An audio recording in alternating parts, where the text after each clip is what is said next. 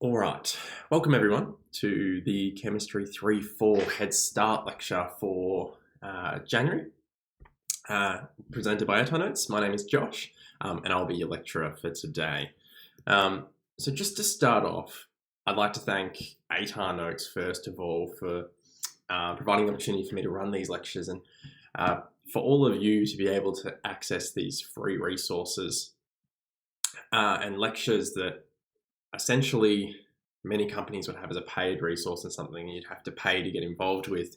Notes has been running these free since about 2007, and since then they've expanded greatly into New South Wales, Queensland, WA. They've even expanded into different streams of and ways of getting you information, especially through some of their various free resources, such as their study notes. You can find online they have a big sort of bank of study notes. They also have these lectures, they also have discussions and forums, and they have some videos available, particularly like this one, which will be available afterwards. And they have things like their newsletters and articles, etc. We also as well have some paid resources. So on top of all the free resources that we do, we have what we call Notes Plus, which is a subscription-based platform where you get access to all of the study guide texts and all of the topic tests that we have produced, as well as a fair proportion of company exams, particularly NEEP. It's a company that was run by Notes in the last couple of years. What you'll find is that this resource also comes with an AI answer bot, which has been trained. Essentially, you have to train AI these days, and it's been trained in VCE, which is a really interesting thing. It's really, really useful and can answer really complex questions. There's obviously a limit to its complexity, but it is very, very, very good for what technology that is very, very new and is only getting better. You can still buy the topic tests and the study guides brand new. You can buy them as a hard copy that's still available. That's not going to go away anytime soon. But we also have this, and then we also have a tutoring program called TuteSmart. You'll find throughout this lecture series, if you scroll through all the lectures that we're running, there will be some lectures onto Notes Plus and a program called TuteSmart, which is a tutoring company that I work for. I run a chemistry class, and I have 1 or 2 students, but that's about the limit of my availability. But essentially, what you find is that through that program, you get a much more interactive way of chatting with us Notes lecturers and us Notes tutors. So, start off with just obviously a bit of a welcome. It's the first year of the new study design, and it's following on from the Unit 1-2 changes that you would have done last year. So, for all of you who did Unit 1-2 last year, which I'm assuming is all of you, you will have noticed that there were some significant changes made to the study design, and your teacher would have emphasized this is a new study design. So all the stuff that you're going through is different, etc., etc. So that is a really important point, that this year we are following on from that. So what you'll find is everything from there has changed. And then just a quick thing about who am I. So obviously my name is Josh. I am in my final year of medical school. So technically it's my 6th year at uni. I've done a research year as well. So I'm at Monash University, undergrad. I've been tutoring all 5 of the years so far that I've completed. I'm coming into my 6th year of tutoring. I mainly specialise in chemistry. I can do biology and further. I used to very much specialise in further, but have moved away from doing that as much. I still run the lectures for it, but I don't tend to do any sort of tutoring for it as much anymore. Outside of that, I'm from Bendigo, so I'm not from Melbourne, but being in Melbourne, it's a lot of fun, one of those things. There was meant to be photos come up on that, but I think I might have accidentally deleted them. Nonetheless, the rest of this is sort of what are we going to be doing in this sort of session. So what's really important is that, first of all, we're going to have 2 blocks. Now, there won't be any break between the blocks. This is a recording. You are welcome to take a break at any point in time. I do suggest in between the 2 blocks taking a break. So for the first 40 minutes, I'm going to go through some tips. I'm going to go through green chemistry. Now, you all will have at least have an idea what I mean by green chemistry, given that you did the new Unit 1-2. For those who, did Chemistry 3-4 last year, they'll have no idea what I mean by green chemistry. This is a brand new concept that they've really made a big part of the chemistry sort of guideline. When I say they made it a big part, it was only very, very briefly a part of Unit 1, 2, and like 1 dot point in Unit 3-4. It's now a significant proportion of dot points in Chemistry 3-4, and you will have done a fair bit of it in Chemistry 1-2. So I really want to focus on it, and also particularly because they've made a real point in the study design of emphasizing that green chemistry can apply to all of the Chemistry 3-4 topics. So all of the Chemistry 3-4 topics, no matter if it doesn't say anything about in its dot points about green chemistry or anything like that, it is a potential for it to come up. And that's really important that you understand that that can come up and that can work like that. And then for the last sort of 80 minutes, we're going to start Area Study 1. Now, what's really important is Area Study 1 now is huge. For some reason, they decided to get more stuff and put it into Area Study 1, Unit 3, than what it was already the biggest topic. So we already had probably the biggest topic, probably the most content-heavy topic. It probably wasn't the biggest topic, it was probably the most content-heavy topic. And they've added more stuff to it. So don't be alarmed. You might say, oh no, is there more things I need to know? They've actually gutted Unit 4. Unit 4 is just proportionally a lot smaller now. Organic chemistry has sort of been synthesized a little bit more and summarized down. They've also completely cut out analytical chem and made it its own area of study. And then food chem has just sort of been chopped up, and they've taken about, I'd say, maximum 30% of it and sprinkled it throughout the rest of the area of studies. So they've removed a whole area of study. They've split up the big area of study from Unit 4 into 2 area of studies, maybe made the analytical chem a little bit more detailed because that in itself wasn't big enough to be its own area of study, and now it is. But beyond that, they've just cut out a whole area of study and sprinkled a little bit of it through. That's about it. They have gutted a little bit of the fuels. You'll find that fuels is now less in depth. But essentially fuels, there's a little bit of food chem in there, and then there's a natural cycle content, which we'll discuss at the end. And then there's also redox basics. So redox basics still falls under Area Study 1. We won't be going through that today. We won't be going that purely on the basis that we just don't have the time. In a 2-hour lecture, we are limited, and given I want to sort of set up your year with green chemistry and tips, we won't get through to redox. But don't stress, the lecture that comes in the middle of the year, not the middle of the year, sorry, the middle of term 1 and term 2, so that'll be around March, April, probably start of April. That lecture will cover redox, and then it will move into equilibria and electrolysis. So that lecture will cover the rest of Unit 3. This part of Unit 3 will be covered today, and then so forth. So then as we move into the middle of the year, that lecture will cover the start of organic chem. We'll also start to do some sort of exam preparation at that point. So we'll discuss how should you approach an exam, how should you approach exam study, etc. And then after that, we get into the term 3 holidays. You should be ready for your exam. We'll cover the rest of the content, analytical chem, and do a little bit of a summary in how you should really approach the exam those last couple of weeks. So the 4 Chemistry 3-4 lectures that will be produced throughout this year will follow on from one another. They're not going to be repeats, not going to be rehashes. They will follow on. They have a pathway, and they're sort of set up in the sense that you shouldn't be here to learn the content. You should be here to get a brief understanding of the content, and maybe that is learning, but I don't want you to know the ins and outs and every single little detail. There is content today that is left out from even these points if I wanted to go into super detail, but I'm not going into super detail. I want today to be a very shallow understanding of what the content is. So then when you learn in class, you've seen the big ideas, and then the little ideas will make a lot more sense. So as we push forward, as I said, it's important to understand that today's lecture doesn't even cover all of Unit 3 of Study 1. You might be thinking, why am I even here? It's really about building good habits. The start of the year is about building good habits. If you have good habits at the start, you'll be fine at the end. It's really important that I want you to build an understanding of green chemistry, as I've already emphasized. This will feature throughout every area of study. And it's also really important to understand the sort of question techniques. There's a couple of techniques we'll go through and some skills such as significant figures. And then we'll give you a small head start on the content for the year, really. So this is how the units are built.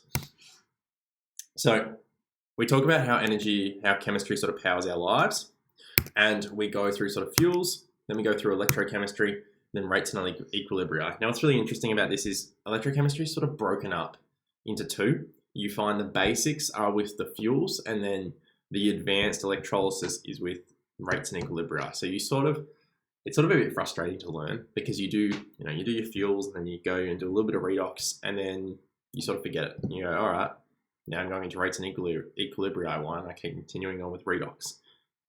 It's a bit of a weird way they do it, but they just do.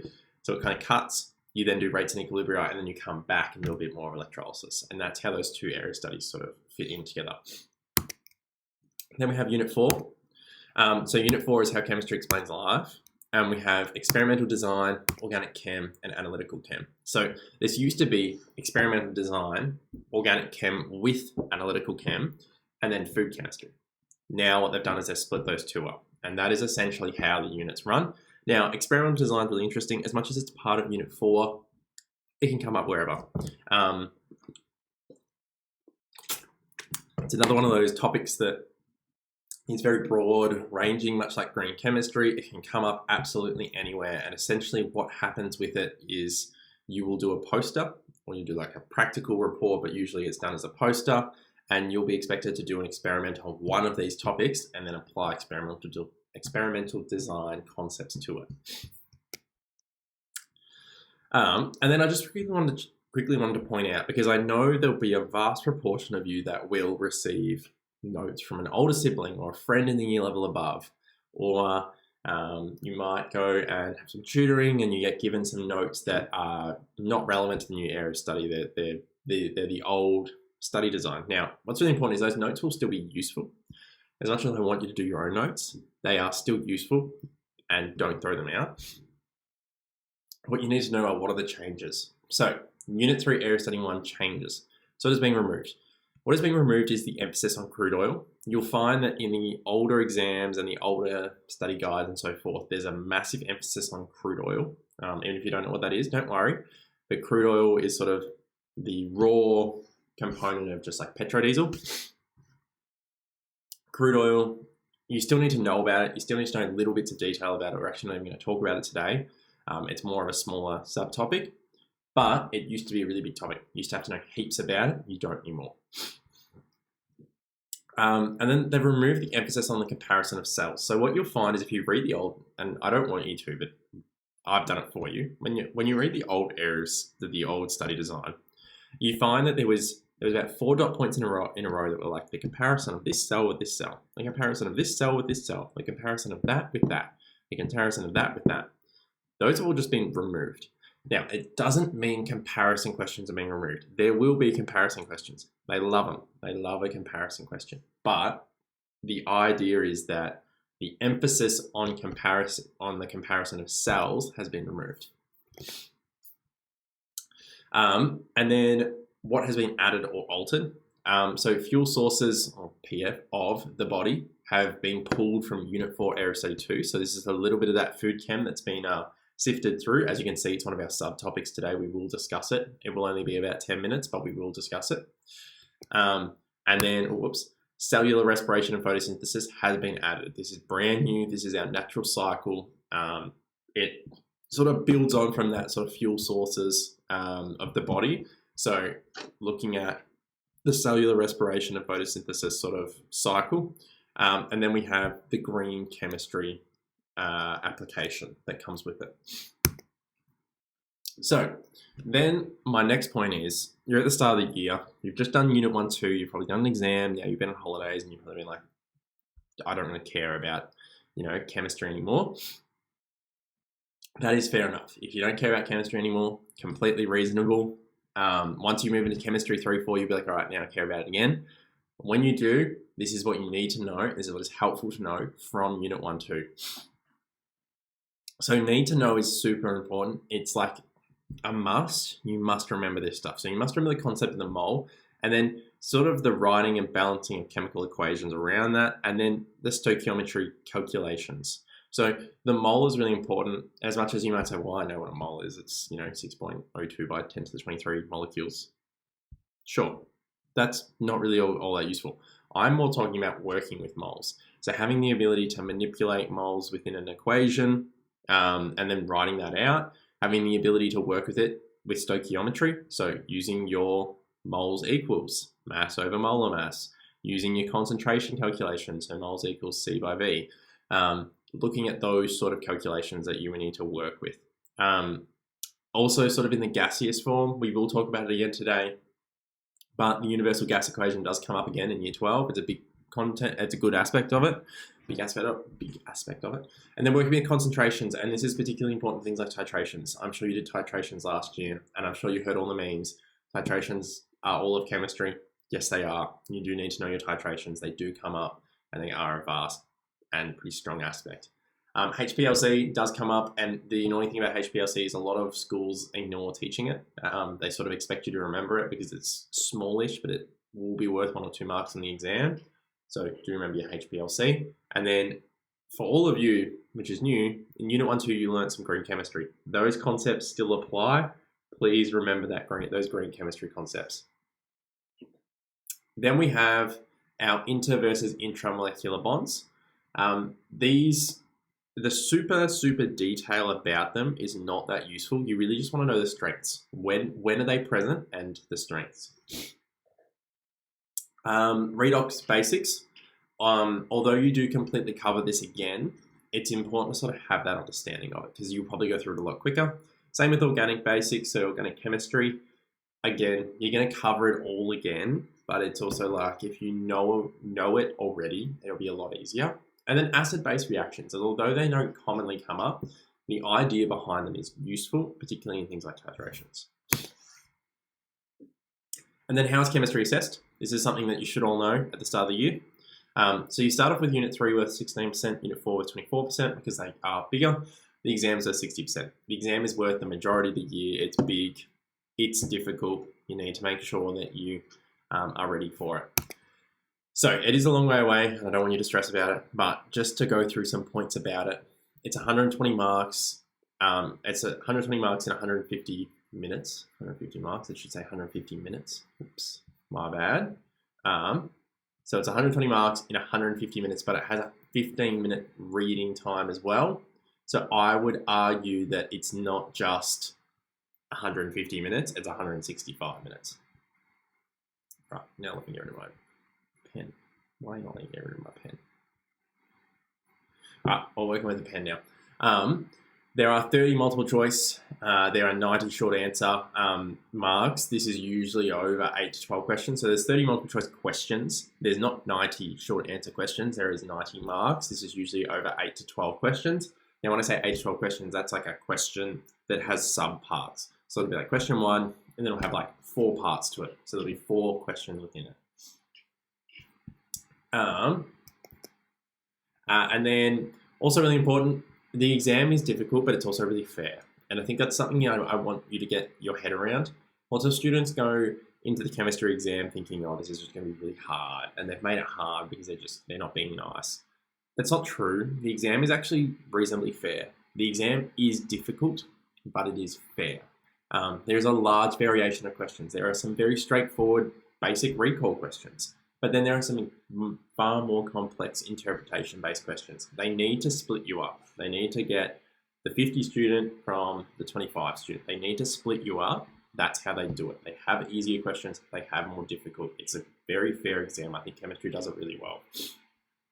And although the questions are mostly segregated into their sort of topics, they do overlap at times. There is a distinct overlap in some questions. So it's important to practice integrating your topics together, not just doing one at a time.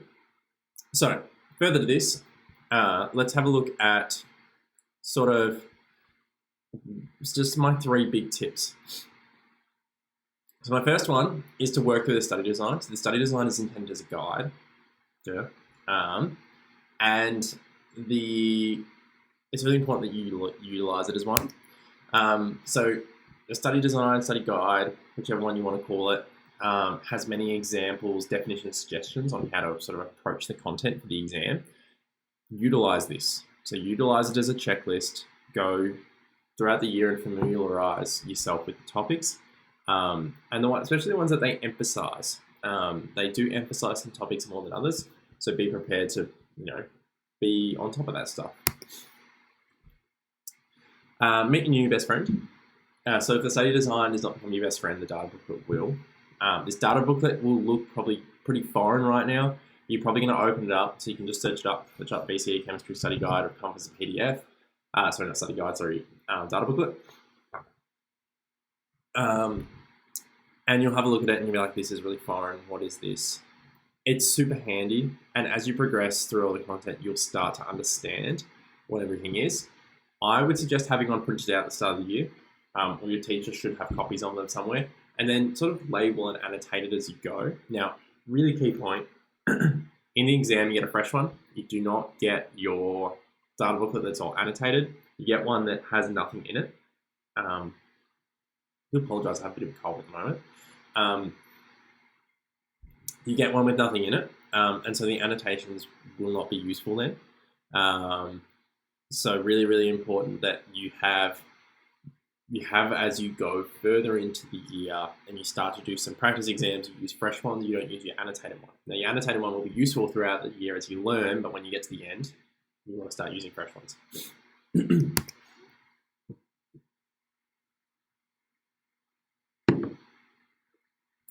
then my next point is sort of a bit of a self-explanatory one. I want you to work hard, but more importantly, I want you to work efficiently. Now, what does that mean? That means I want you to prioritize study that will have the largest possible impact on your result. And this essentially just means to focus on areas you struggle with, and even if you dislike it. Now, for me, it's really funny. I'm going to use an example outside of chemistry. For me, I remember back in the day, I detested English. I hated English with all of my body. English was my least favorite subject. It still is. My spelling, my grammar is still shocking. But I disliked English, but I knew English had to be one of my top 4. So what did I do? I put my head down and my bum up, and I grinded out. A large proportion of my study in year 12 was to English, and particularly I don't remember what they call it, to be honest. That's how long ago it was, and I haven't touched an English essay since then because I detest English. The whole getting an article from a newspaper and breaking it down and writing about it, that whole aspect was my least favorite. I detested that, and yet I knew I had to do it. So I did it. I practiced, and I got really good at it. Same thing with chemistry. If there is a topic you dislike, for me, it was electrolysis. I did not like electrolysis. So what did I do? I focused on it. It was actually the one that I did really average in for all my SACs. And that's where I sort of realized I disliked it. I was okay while learning it. It was a bit, And then I did the SAC and I just really did not like it. And then I was doing study afterwards and I really did not like it. But I realized to myself that I was struggling with it. I needed to find a way to get better at it. So I practiced, and I managed to do reasonably well at my electrolysis question on my exam. And that's what's really important. So throughout the year, you need to learn how to answer questions. It's a skill itself, but you also need to focus on the areas that you are struggling with. It's a really key point here. Always review your SACs and focus on the errors you made under pressure, because you make different errors under pressure to what you make when you are, not under pressure. Now, very quickly, I just wanted to point out significant figures. It's something that is distinctly put in the study design, but some people sort of neglect to learn it. Now, really important. Significant figures is a very complex topic. It's maths, but we sort of need to know it very briefly for chemistry. Now, why? Do all questions have significant figures?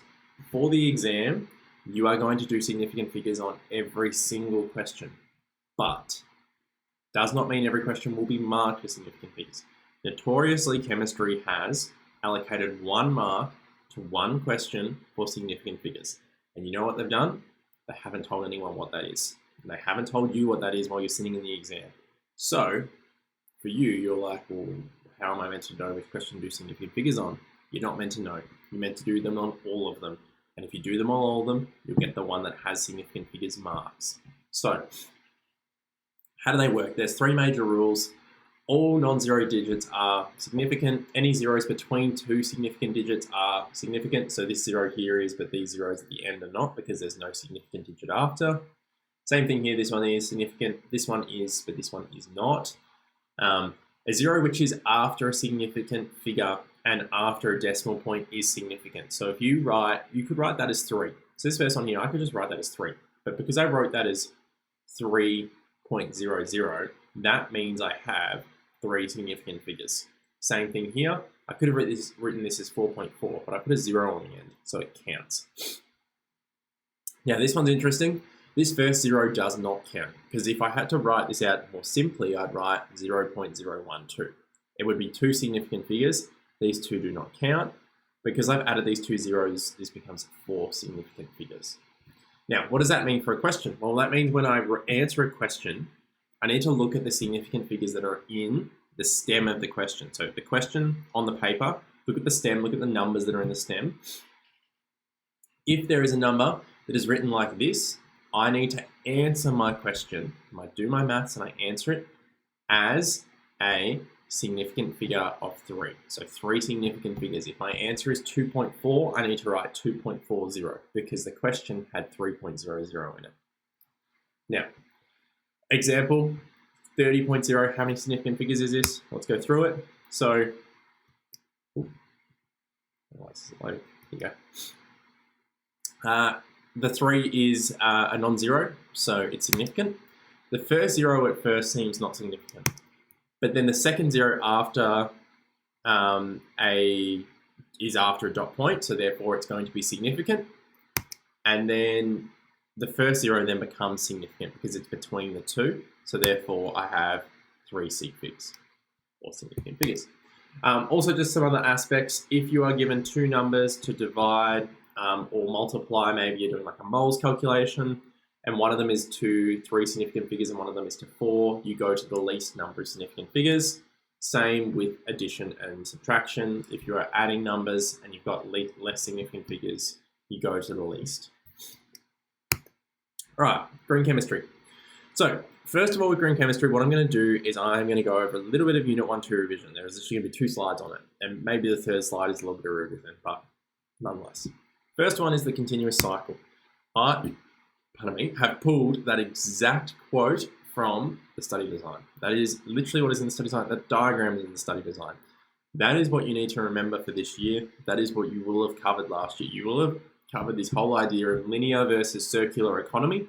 The whole idea that, let's use copper wiring as an example. Copper wiring is pretty expensive to make these days because copper is becoming less common, harder to sort of work with.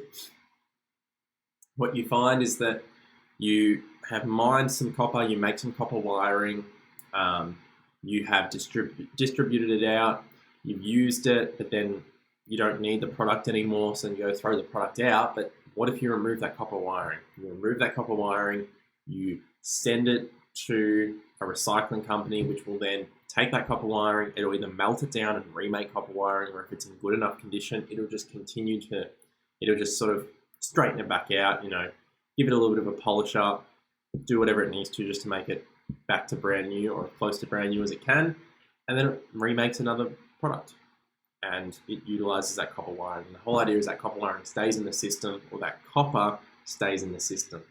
Now, if you just throw it out, well then that's a waste of copper. And that's a linear economy, throwing that stuff out.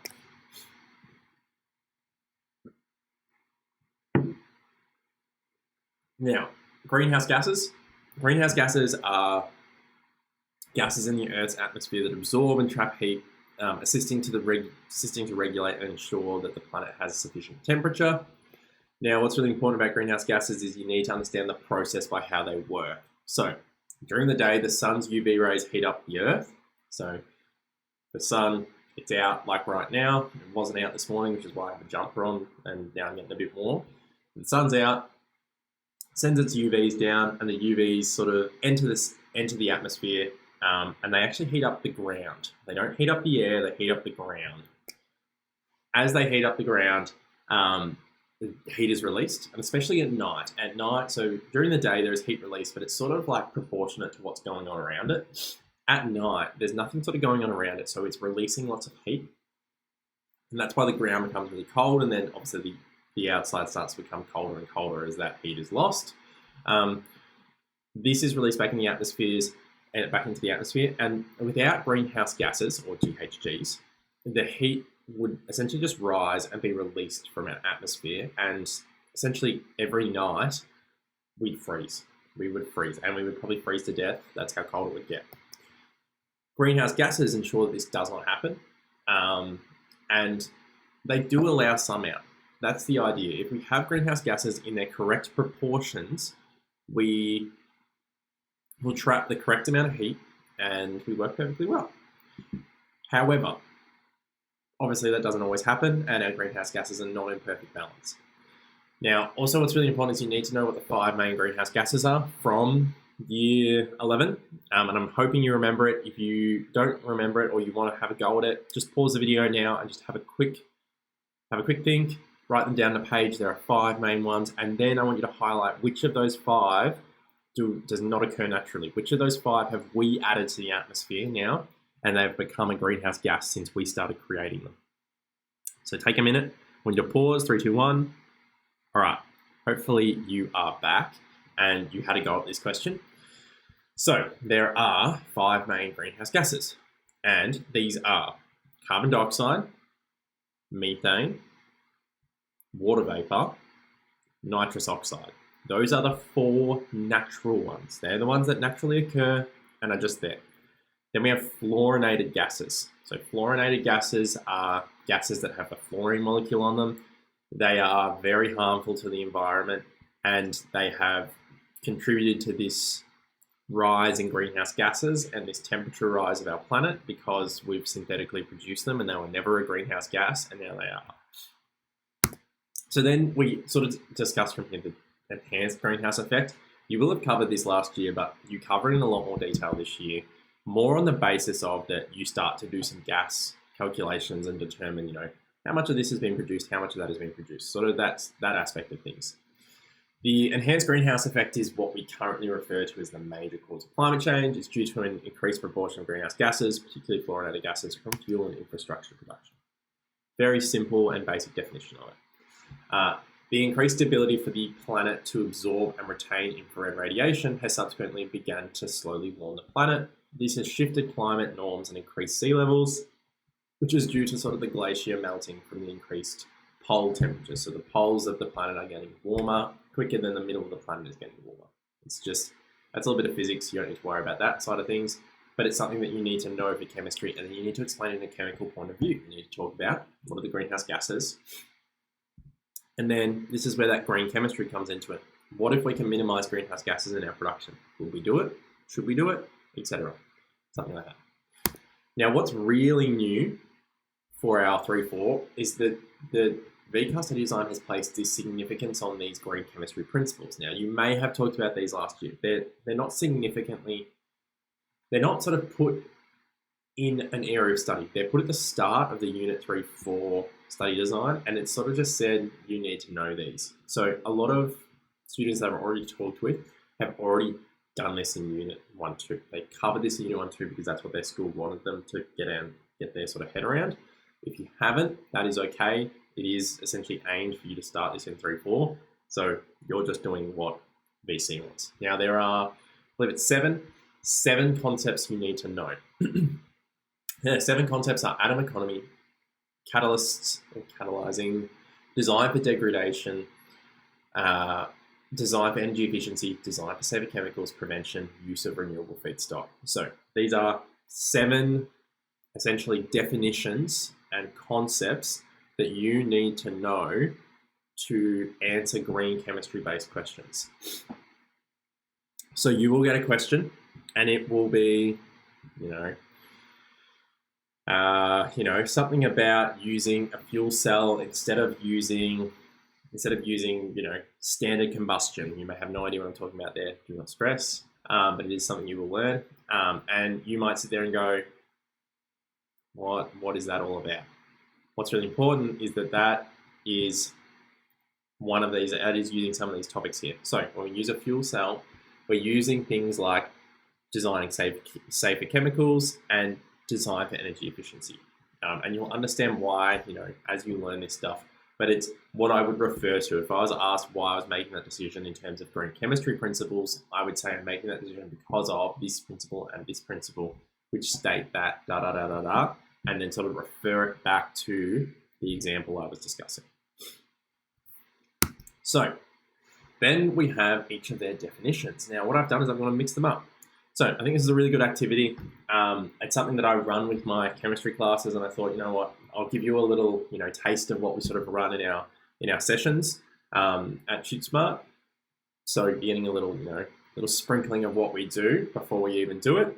But nonetheless, I want you all to have a go at this. I want you to match up each of these concepts. So what you'll find is that there are 7 concepts, there are 7 definitions. I want you to match them up. So, you go 1A, 2B, etc. It's obviously not going to be in that order, but don't worry. I want you to have a go at that. This shouldn't take you more than a couple of minutes. And you may not know. You may read through and go, I have no idea what some of these mean. I have no idea what some of these definitions are talking about. That's okay. This may be the first time you're doing it, and that's fine. But I want you to have a go at it. So what I'm going to do is I'm going to tell you all to pause, and then I'd say take 5 minutes at least. If you finish it earlier, that's okay. And then unpause, and we'll go through it. So 3, 2, 1, pause. All right. Hopefully you are back. By the way, I do love my coffee. That's why I've got a coffee here. Let's go through each of these. So we'll start off at the top of the concepts, and then we'll give it its definition now. That's meant to say definition up there. I do apologize. Concept, it's meant to say definition. I do apologize for that. Nonetheless, let's have a look. So we got atom economy. You should remember atom economy from last year. Atom economy was where the atoms that we used at the start of the chemical equation were as close to 100% used in the desired product. So if only one of the 2 things that were produced was the desired product, we want to maximize that percentage. So which of these talks about that? So we need to look at things like reactants or the start of a chemical equation. No.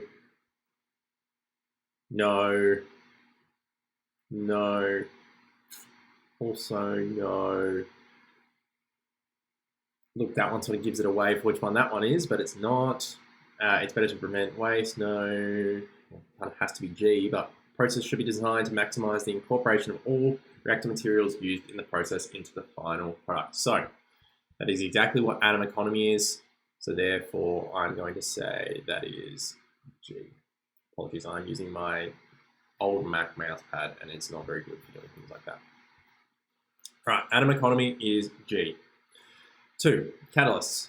So remember that catalysts, what they do is they provide an alternative reaction pathway, and they use essentially less energy to get what they want. So essentially what you do is you're adding in a catalyst and they get what you want utilizing less energy because they provide an alternative reaction pathway. So once again, reading through, I remember there was one that talked about less energy. It was B. These should be selected to generate the same desired product with less waste and less energy and reagents in the reaction process. That is a catalyst. That is a perfect definition of a catalyst. Answer here for 2 is B. All right, 3. Design for degradation. So we'll read from the top. We're not going to do B or G. A, chemical products should be designed so that at the end of their use, they break down into harmless degradation products and do not persist in the environment. Well, that sounds pretty good. I'm just going to check the others. Chemicals should be designed to achieve their intent of minimizing toxicity. That's safe for chemicals. Raw materials feedstock. That's in feedstock 1. Desire for maximal energy. No. Yeah. So 3 is A. All right. 4, design for energy efficiency. Well, we just read that one, and that one was down here. So process should be designed for maximum energy efficiency with the minimal in a negative environment and economical impacts. I'm pretty happy with that. I think 4 is E. And then we go to 5. was safer chemicals. Again, we read this one just before. That one was here at C, which is designed to achieve their intended function with minimizing toxicity. Makes sense. All right. And then we have prevention and we have use of renewable feedstock. We have D and we have F. So we've got raw materials feedstock should be made from renewable materials rather than from fossil fuels. It is better to prevent waste than to treat or clean up waste after it's been produced. Well, it's pretty obvious which is which. Prevention is going to be the prevent waste one. They use the word in the definition. Not really a great way to do it, but that's what they did. And then the raw material feedstock is mainly, plant-based. That is going to be use of renewable feedstock. So that is our aspect here. So we go 1G, 2B, 3A, 4E, 5C, 6F, 7D. That is how we go about it. They are our definitions. These have been pulled straight out of the chemistry study design. These are the definitions they provide you. So you should know these. As much as I don't want you to know word for word, I want you to know them pretty reasonably. I want you to be able to explain each of these 7 concepts. And this is something you should practice throughout, particularly throughout term 1, so that you can apply these in your chemistry-based or your green chemistry-based questions as they come up. So then just our last point on green chemistry, and we're actually not going to cover any of these green chemistry points today. There are 3 explicit examples of green chemistry that they want you to know for the end of your exam. So there will be more that they'll apply green chemistry to, but these are 3 that they have explicitly said you need to know. Now, the only one that's part of Area Study 1, Unit 3 is fuel cell sustainability, as per this green circle. However, we're not going to cover it today because we're not going to get up to redox, so it will be covered in the next lecture. But it's really important that you understand that there are some examples VCAR has made distinctly they've distinctly said that you need to know this. Like, we're going to ask about it. I'm telling you now, we're going to ask about it. That's what they've said. So, fuel cell sustainability, what does that use? So these are the concepts that you should refer to when discussing these. Same with equilibria in industry and green hydrogen. Now, each of these points will come up at another point in time. Do not stress. But just wanted to point out these are the ones that I've already gone through these in going through the new study design and producing content for them. I've already gone through each of these concepts. I've gone and done the research and discussed what's sort of going on. I've also gone through and picked out the ones that I feel are most relevant, and I've found that in some of the newer content being produced, especially throughout ATAR notes and by other tutors, we've sort of agreed that these are the ones that are the most relevant for each of these concepts and what you should probably discuss in discussing these concepts. You can find these dot points in the study design, which obviously I've got my data booklet here, but I've got my study design here, so you can find, if you scroll through this here, you will find the dot points. My Word is struggling. I think my computer's doing a bit too much at the moment. But as you can see here, I just want to find that dot point. Here is that question in green chemistry. Contemporary responses to challenges and the role of innovation in the design of fuel cells to meet society's energy needs with reference to green chemistries. They've given these 2. So they've said design of energy efficiency and use of renewable feedstock.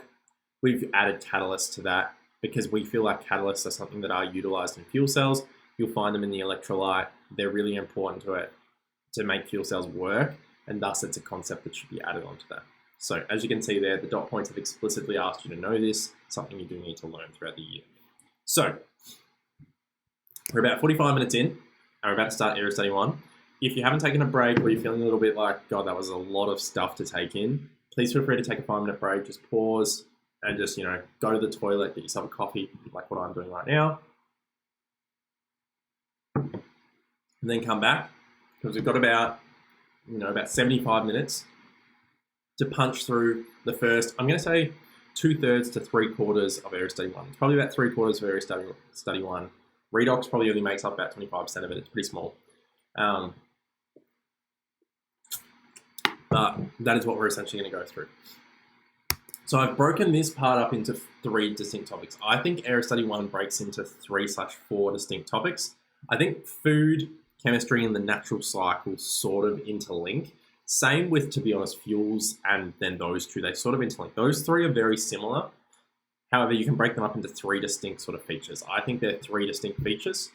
And then you have your fourth feature being redox. So I think there's four distinct topics, subtopics within this area of study. Now, these are, they're all going to integrate into each other. That's why they're in the same area of study.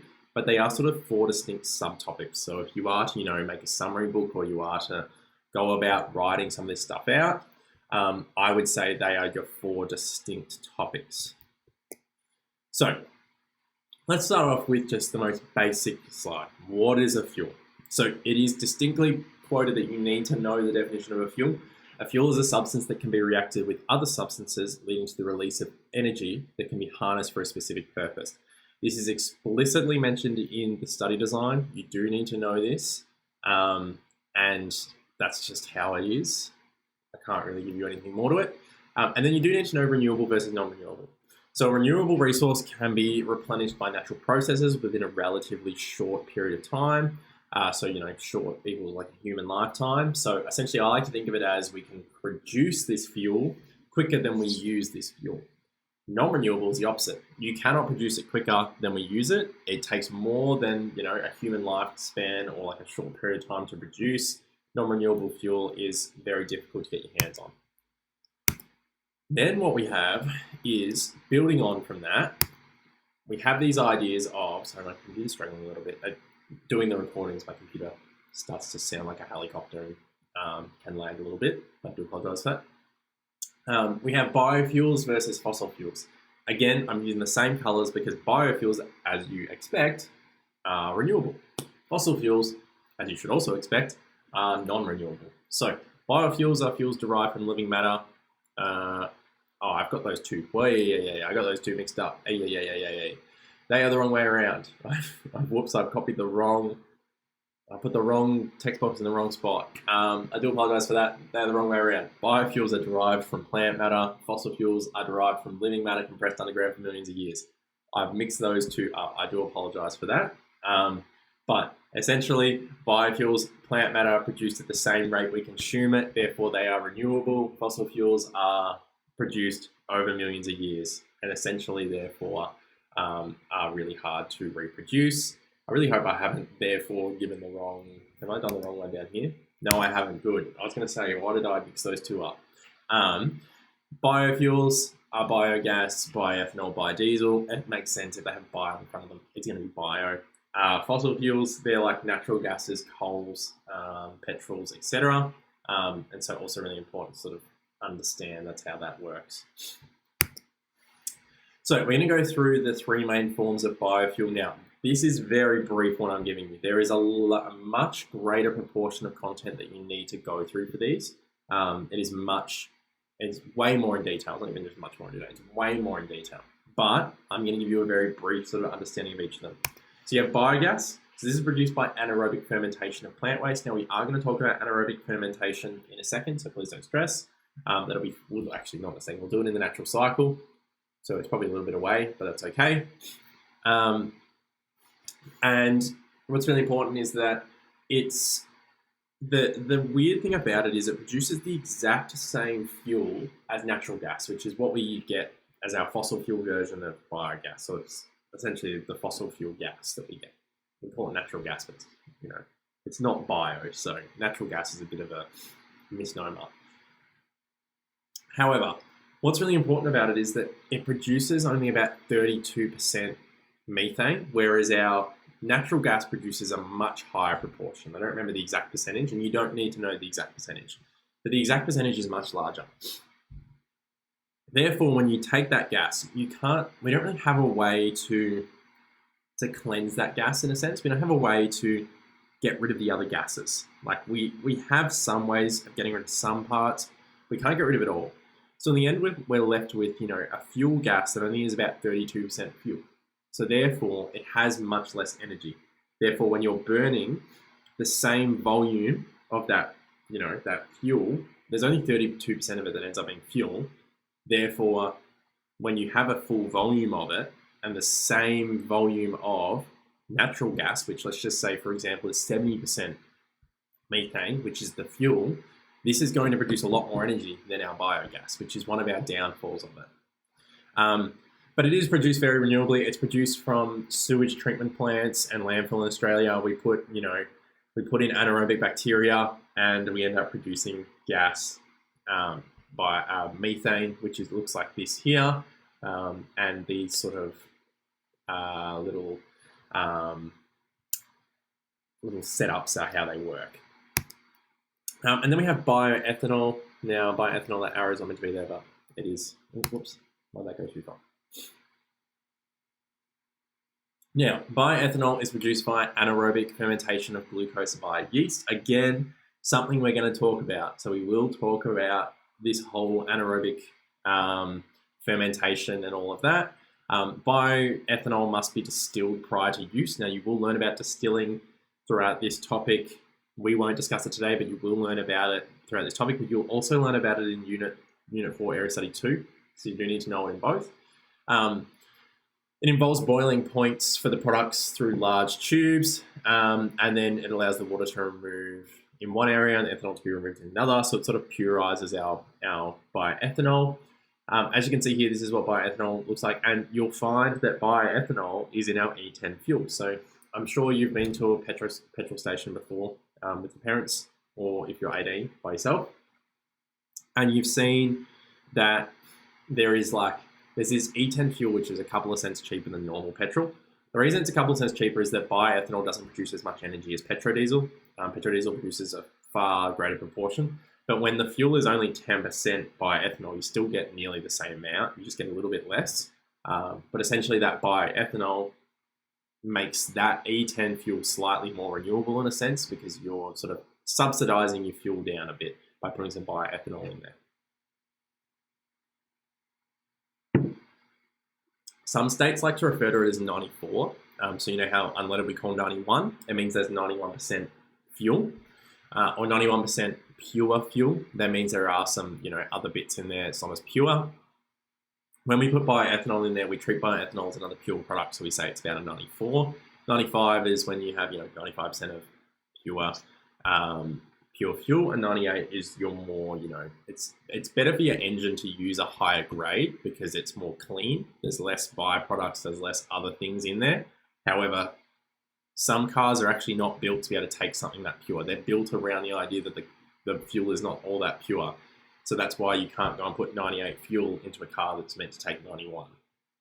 Although you can, and it wouldn't be the end of the world. Your car wouldn't explode. If you kept doing it, it would be bad for your car. Same if you go the other way around. A car that's built and requires 98, so a lot of these luxury car brands, they require that higher percentage. They don't have the capabilities to get rid of all of the byproducts of 91. You could put 91 in there once and it would probably be fine. It's not great for it, but if you continue to put it in there, again, it'll be detrimental to the car. So that's the idea behind bioethanol. And then we have biodiesel. Now, biodiesel is our closest comparator to petrodiesel. Now, biodiesel is produced by using plant oils or animal fat, so we get triglycerides, and then we do a transesterification reaction. Now, that is a big aspect of Unit 4 Area Study 1. You do not need to know it in detail at the moment. You just need to know the wording. You need to know that you get a triglyceride, you get a methanol. Now, that methanol should be produced renewably. You don't need to know how or where you're getting it from, but you should be producing that renewably, and you need to mention that. You don't want to be using a fossil fuel methanol, otherwise it's no longer a biodiesel. You've just used a fossil fuel. You then do a reaction, and what's left is you get glycerol. Now, glycerol is a bit useless. We don't want it. It's just a byproduct, but it's not detrimental to anything, so we just remove it and deal with it appropriately. And then we have biodiesel. Now, biodiesel is what we want. So biodiesel is polar compared to petrol or petrodiesel, and these both have a very similar energy content. But petrol being non-polar means that it has less intermolecular bonds. Something I said you should remember, you should know the strengths. It doesn't have hydrogen bonds, it doesn't have dipole, it just has dispersion.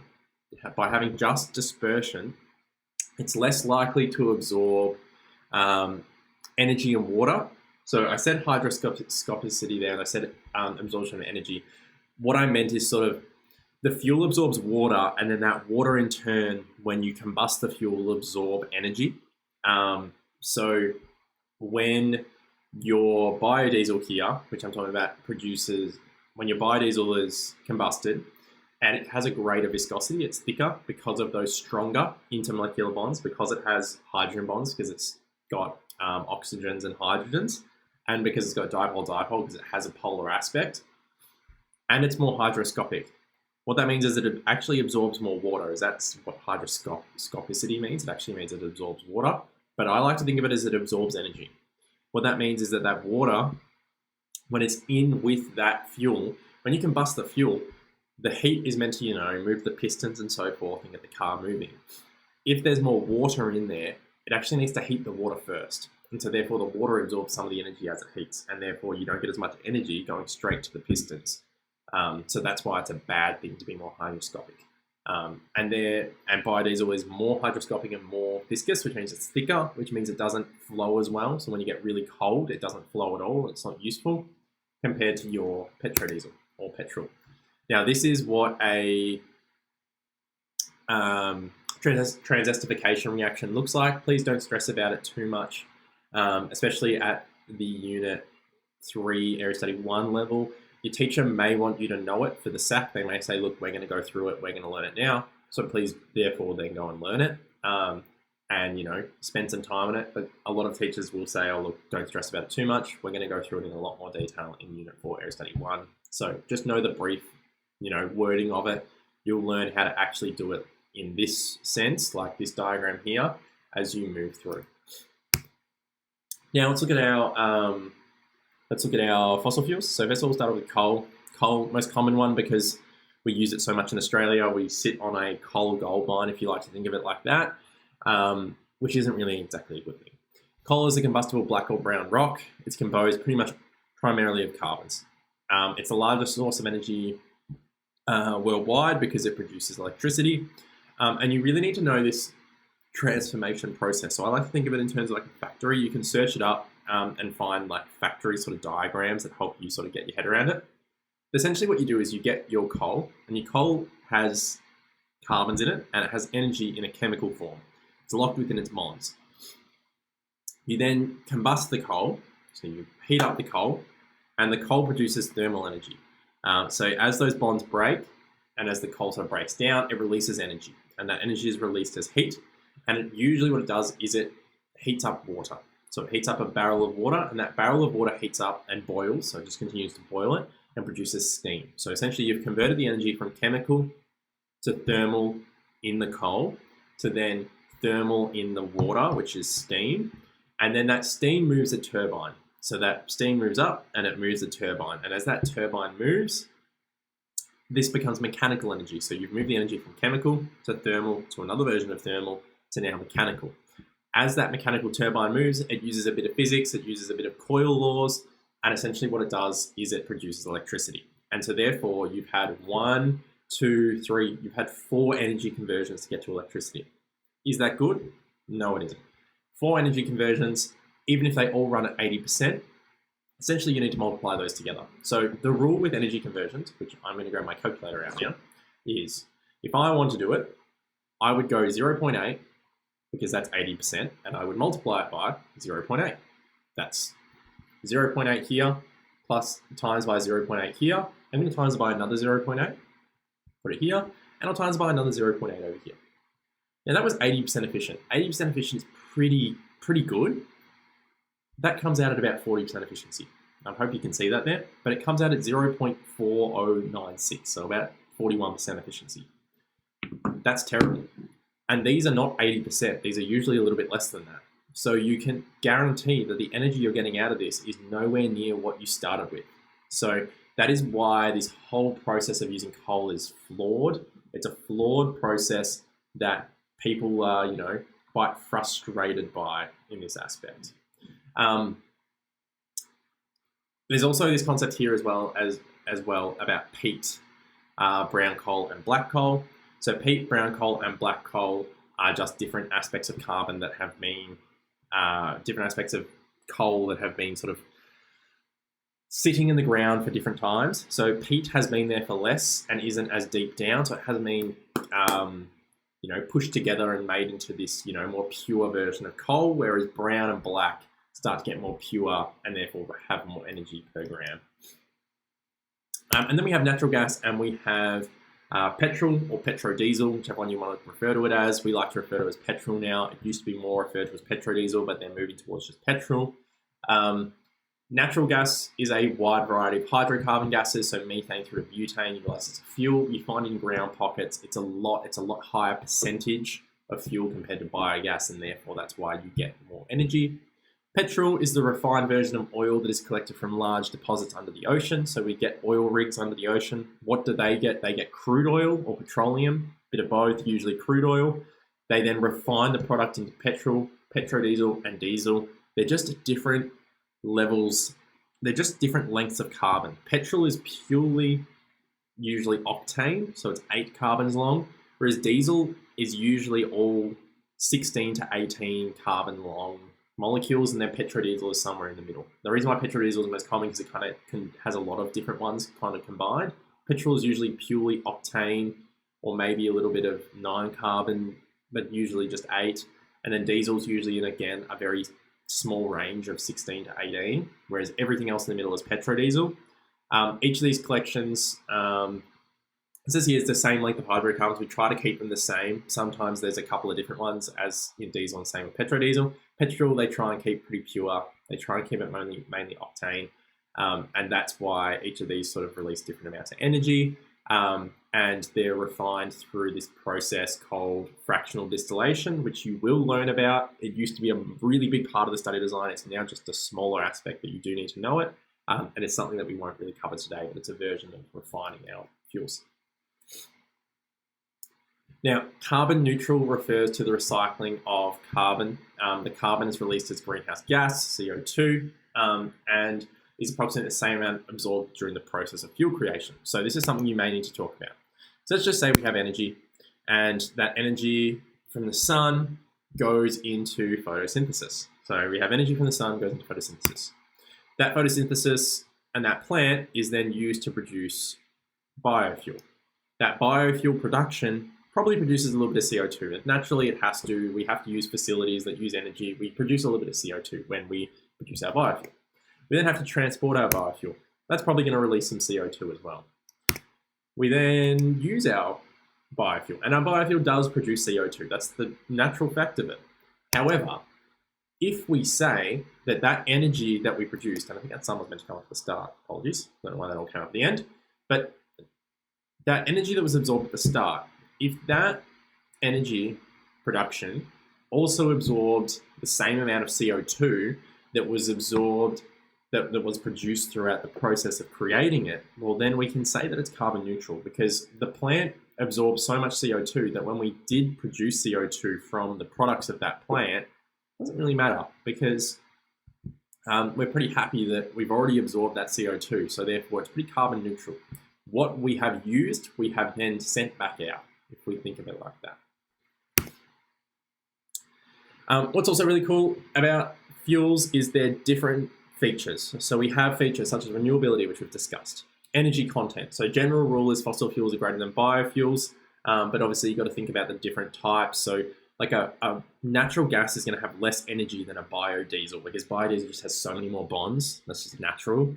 But if you compared biodiesel with petrodiesel or petrol, they're going to have way more of the fossil fuel. You've got to compare like things with like things. The fuel structure. So most biofuels are polar, most fossil fuels are non-polar. What does that then mean? Well, then it means, importantly, for things like viscosity and interactions, you have differences.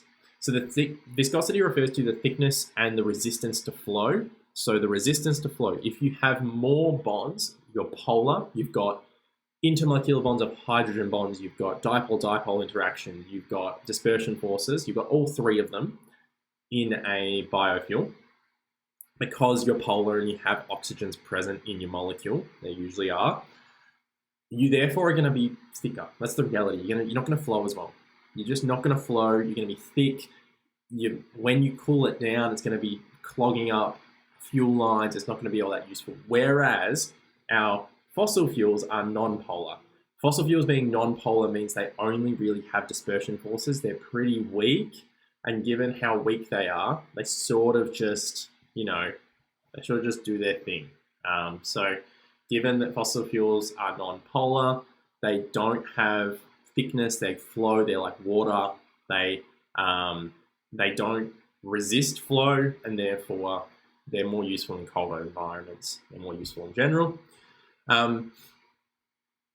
Interaction, so again, known as hydroscopicity, or I can never say it properly, is what it is. But essentially, if you're polar, you're going to absorb water, so therefore biofuels are going to absorb water. Boiling points, more bonds, higher boiling point. That means biofuels are more likely to be sort of liquids at room temperatures, whereas fossil fuels, smaller fossil fuels, like biogas and even things up to like butane and even borderline pentane, at room temperatures, they're nearly a gas. Whereas if you look at something like butanol, for example, so butanol there might be a way of producing that as a biofuel. Usually there is. If you have something like butanol is going to be a liquid because it has a polar aspect of it, and therefore it's going to have a much higher boiling point than its comparator. And combustible products, fossil fuels are actually worse in this aspect. Fossil fuels usually contain really lots of particulates. They contain a couple of random little atoms here and there just because they've had years of compression underground. And these can be damaging, and they're usually more damaging in their greenhouse gas production as well. Now, what's also really important is this is one of these question types that I really want you to know.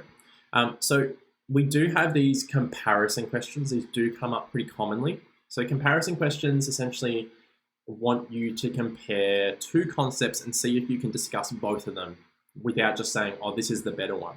Or they want you to say why and talk about both. So here's a really common example.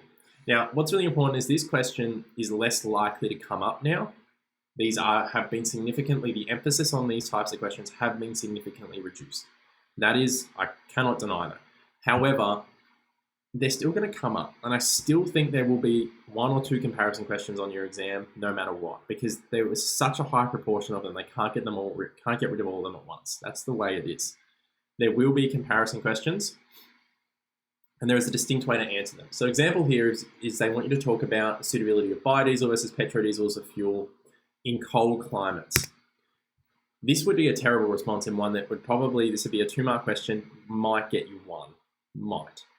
It'd say petrodiesel only experiences weak dispersion, force attractions, thus it has a low cloud point, making it more suitable to use at room temperature. Now, don't worry about cloud point, that's not part of the study design anymore, but I just want you to understand that this here just doesn't discuss anything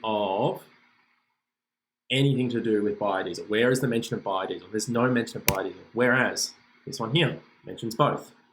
While biodiesel experiences dipole-dipole attractions, petrodiesel only experiences weaker dispersion forces. Thus, petrodiesel has a lower cloud point than biodiesel. Just saying than biodiesel, that's all you needed there, making it a more suitable fuel. Once again, don't worry about cloud point. You could use something such as viscosity here. You could literally just plug in viscosity into the cloud point.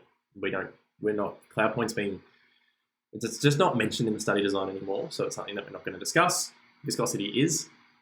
You do need to know about viscosity, so you could just plug in viscosity into the cloud point here and literally just say viscosity has a lower viscosity than biodiesel. So saying what is underlined here and bolded, that gives you your 2 marks. This would struggle to even get a mark. If the examiner's feeling nice, they might give you a mark. If not, you probably won't get a mark here. This will get you 2 marks. So it's really important you understand those distinct differences between those two. Now, how to really release energy from fuels? Well, we essentially set it on fire, but we call this combustion. That is literally what we do with fuels. We pretty much set them on fire, just like that, but we call this combustion. So combustion is really interesting. So combustion comes in 2 forms. There's complete and incomplete. We'll talk about complete first. Complete combustion is when we essentially react a hydrocarbon or a fuel with oxygen. And what that does is it produces carbon dioxide and water and energy, essentially. So an example here is we have ethanol. So that's ethanol there in a liquid form. Ethanol is reacted with oxygen. This has been balanced. It produces CO2 and H2O. And what's really important about this is that we must always balance. So as you can see here, if I look at my reactants, I have 2 carbons. I have 6 hydrogens. I have 6 hydrogens. Because I added the 3 out the front here, I now have 6. I have 7 oxygens because I have 1 here and I have 6 here. I have 4 here and I have 3 there. I have 7 oxygens. You need to balance. You need to make sure you balance all your equations particularly combustion equations as you go through. Now, what about incomplete combustion? This is something that comes up and it is a skill you need to know. So before we looked at these, we looked at, so this is a combustion reaction. This would be for, what is that? Heptane. So this is heptane here. I was just trying to remember which wording that is. This is heptane. So heptane would be a version of petrol. It's not the octane version, but it would be a version. As you can see here, I've balanced this out, and that's how it works. However, what if I want to do incomplete combustion? Well, I don't do CO2. I actually do carbon monoxide. Now, really key point with this, and you will learn about carbon monoxide. Carbon monoxide is a poisonous molecule. Carbon monoxide is produced when we are combusting a fuel, but there is insufficient oxygen. So there's still oxygen present, but there is insufficient oxygen. So there isn't enough to actually get this to work. So essentially what that means is we're trying to combust a fuel, we just haven't filtered enough. It's why cars have filters. So example, you know, a four-wheel drive. So imagine a four-wheel drive. Imagine like a big Land Cruiser or something. I'm from the country, that's why I love these things. They get a big Land Cruiser. A big Land Cruiser, and you know with a Land Cruiser they have, usually it's in black, it's like a safari one, and it's a big sort of plastic tube that runs up the side of the windscreen and then has like an opening that opens out forward. We call that a snorkel, funny enough, it's called a snorkel. And if you think about it, what is a snorkel used in real life? So we use a snorkel when we're underwater. Why do we use it? We use it to breathe. We use it to have an aspect that is capable of being above the water, and it is where the oxygen is. In a four-wheel drive, it does the exact same thing. So if you think about someone who goes four-wheel driving and they drive their car through puddles, and when I say puddles, I'm talking about bodies of water that probably go up to your waist.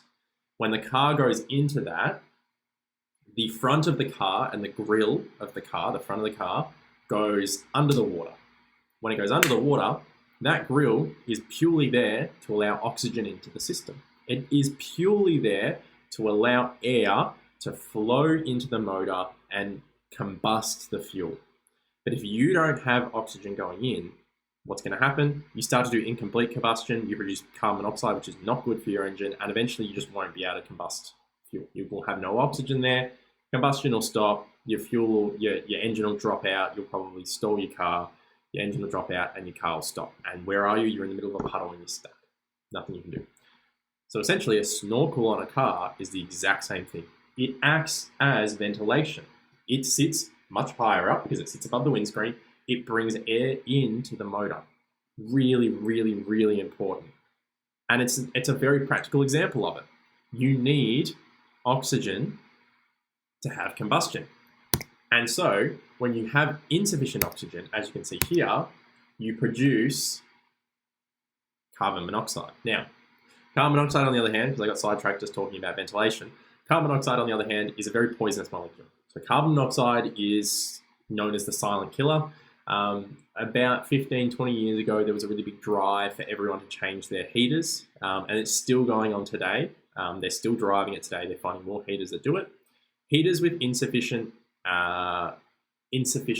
ventilation, even if they're working off an electricity base, not a fuel base, they still require ventilation. Don't stress about that too much. But essentially, think of old heaters, and we'll think about gas heaters. So gas heaters, they bring in gas, that's their fuel, they combust. Using oxygen, they produce heat, and that heat is released as a heater. What we found is a lot of old heaters had terrible ventilation, terrible ventilation, and they didn't have sufficient oxygen. So if you made them run high enough, they wouldn't produce any carbon dioxide. They produce carbon monoxide. Carbon monoxide is a colorless, odorless gas. There's no color, there's no odor. It just looks like gas. You can't even see it. It's poisonous. It's extremely poisonous. In small quantities in a room, if you breathe it in enough, you will die. That is the reality of it. It preferentially binds to hemoglobin in the blood, and hemoglobin is meant to carry oxygen around. Well, when that's preferentially bound to it, your blood can't carry oxygen, so you essentially suffocate in the air. You essentially suffocate while being not underwater. Very, very alarming image. Please don't think about that too much. But essentially, what I'm trying to say here is that carbon dioxide is really dangerous, so we don't want this to happen, and it's a practical example you will talk about. It does come up. They want you to talk about how carbon monoxide is poisonous and it is not wanted. So we need to have sufficient ventilation on things to allow the gas to react properly, and it's a practical application of complete versus incomplete combustion. Incomplete combustion produces carbon monoxide. It's the only difference. Complete combustion produces carbon dioxide. Now, also what's really important about this, notice how in this equation here, I've doubled this. That's because this would have been a half number. If I had this as 1, this would have been 15 over 2, which is, 7.5. This would have been 7.5. You cannot have half a molecule. Please, please, please never put a fraction or a decimal place when you're balancing out an equation. Even if your teacher says it's okay, when you move to university level, it's not. And at VCE level, they will accept it at times, and there will be times where they don't. But if you move forward with chemistry, or you take anything out of chemistry, that makes no sense. It's like when you do a survey and someone says, oh, I have 2.5 pets. What does 2.5 pets mean? You can't have half a pet, you can't have half a dog. It makes no sense. It's the same with molecules. You can't have half a molecule, so please do not have this as 1, which is no number, and have this as 15 over 2. Please, please do not do that. That is the worst thing you can do. Or saying 7.5 is the worst thing you can do. Please do not do that. Even if your teacher says, oh, I don't mind, I'll accept it because you've balanced it. It's not acceptable in my eyes, and it's not acceptable at a level above VCE, which is what you should be aiming. You should be always aiming to go as high as you can. So please make sure you do not do fractions or decimals. So that's incomplete combustion. So then we need to look at something called a concept called enthalpy. So enthalpy is a really interesting concept, and enthalpy is where we get our thermochemistry really kick-started. So enthalpy is signified by a delta H, so a triangle H, that means delta. Enthalpy change means energy change, and what we mean by that when we put it on a chemical equation is what is the energy change within the system? Now there's 2 distinct ways of looking at this. There is a system that releases energy, and there is a system that absorbs energy.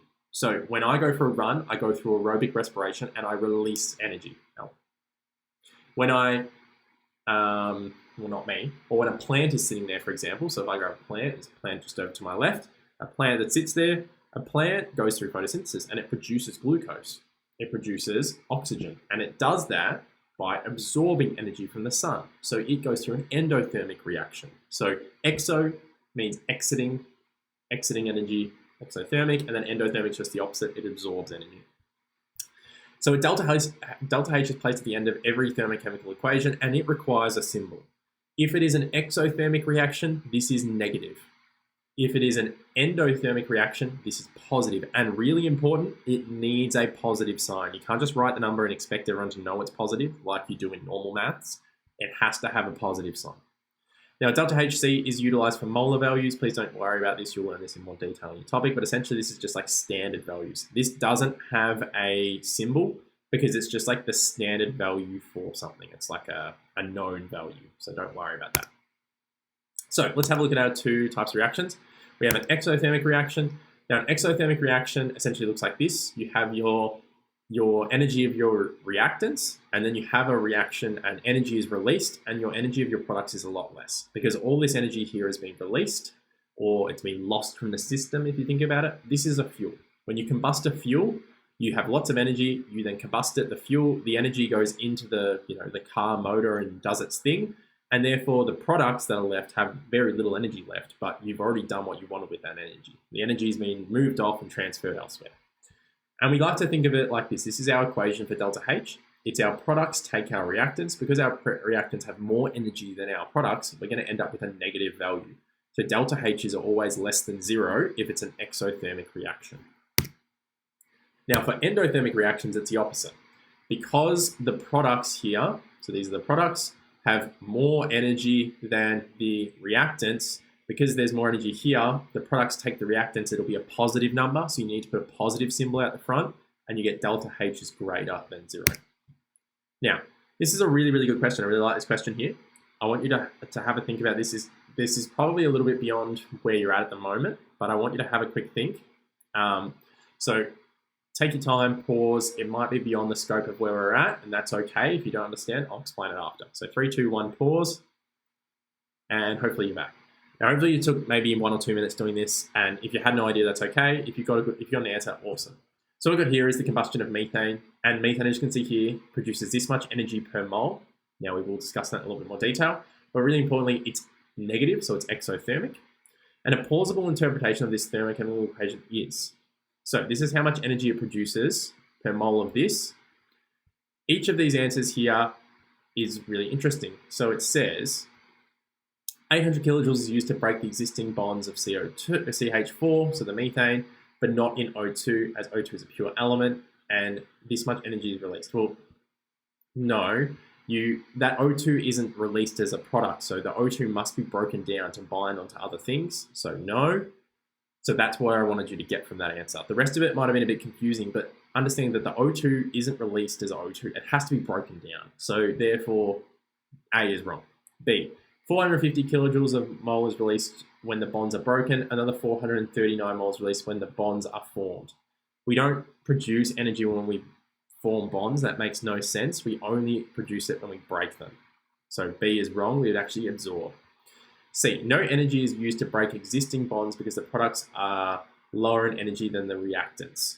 Well, that makes sense and is released when the products are formed. This is not released when the products are formed, but I think the most important thing here is no energy is used to break existing bonds. Remember that with a fuel, we need to combust it, we need to spark it, we need to give it a little bit of energy to release loads. So, therefore, C is wrong. And if you felt like C was the answer, that's okay. We haven't really discussed that whole sparking aspect, but it's something you will discuss throughout learning this topic in more detail. And it's one of those things that, as you can see, that is why C is wrong. And then D, I'm kind of left with it. I think D has to be my answer, but we can go through it. It says this much energy is used to break the existing bonds. Well, that's a lot of energy absorbed, but we're releasing energy. And then it says this much energy is released when the bonds are formed to produce CO2 and H2O. Again, this statement I don't love because releasing energy when you're forming bonds doesn't really make sense. It's sort of released at a different time. Although it all happens at once, it's kind of different aspects, but they've sort of merged into one, so it's okay. But if you look at this, it says it breaks the bonds of CO4 and O2, which is correct. It needed that. And this is the amount of energy released. If I took this number away from this number, I would end up with this. And therefore, D is my answer. So that is why D there is my answer. This is a really, really good question. It's a great question as you get further in as well, to sort of come back to and just make sure you're on the right track. So we just saw a thermochemical equation. Let's just discuss them very quickly. Thermochemical equations look like this. So as you can see, I've got a balanced equation and I have a delta H at the end with a negative symbol at the front, and it's usually in kilojoules per mole. You always go to that if you can. If you cannot, you go to grams, but you try and do kilojoules per mole. This is the chemical equation. That's the enthalpy change. You only need to put this aspect on if they ask for a thermochemical reaction. If they ask for a chemical reaction, this is not necessary. You do not need to put the enthalpy change value. You only do that if it says thermochemical reaction. Enthalpy change is measured in the units of kilojoules per mole, but also in kilojoules per gram. The delta H with changes with the, I don't know why I added as in there, I was trying to think of something else, with the coefficient of fuel changes. So if I double this, so as I've said, I've doubled this, or this should say with changes, yeah, I don't know. Anyway, I butchered that English. As you can see, I've doubled this equation, so I've doubled my delta H. Again, still negative, but I've doubled it because I've doubled this out the front. So it's always the fuel you look at. You don't look at everything else. Don't worry about the oxygen. Don't worry about the H2O and the CO2. You only look at the fuel. This is the fuel. Therefore, that's where the energy comes from. There's also some other tricks here. As you can see here, we already discussed, we multiply the coefficient, you multiply the delta H, no matter what, if I multiply my coefficients by 3. So again, here, this is what we're producing. This is the fuel we are producing. So we work off the glucose here. So this is producing glucose. That's why it's positive, but that's the fuel. Essentially, we're producing a fuel here. That's why we're absorbing. We're not combusting a fuel. So because we're producing a fuel, we look at the fuel. It's been doubled. Therefore, I need to double this, and I have.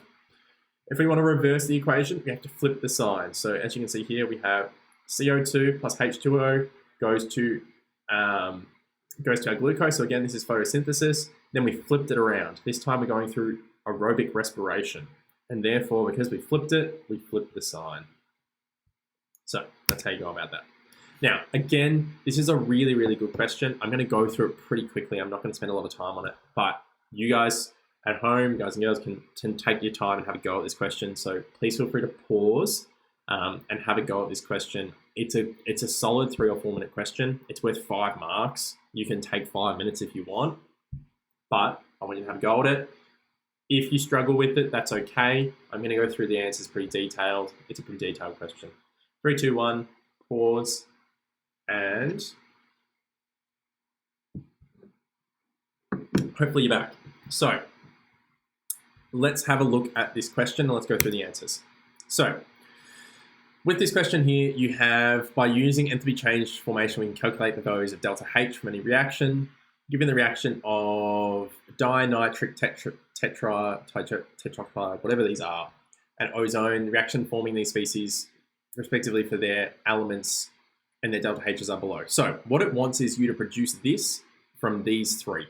So you last year would have done adding together equations to get what you want. Now we're going to work with our delta H's.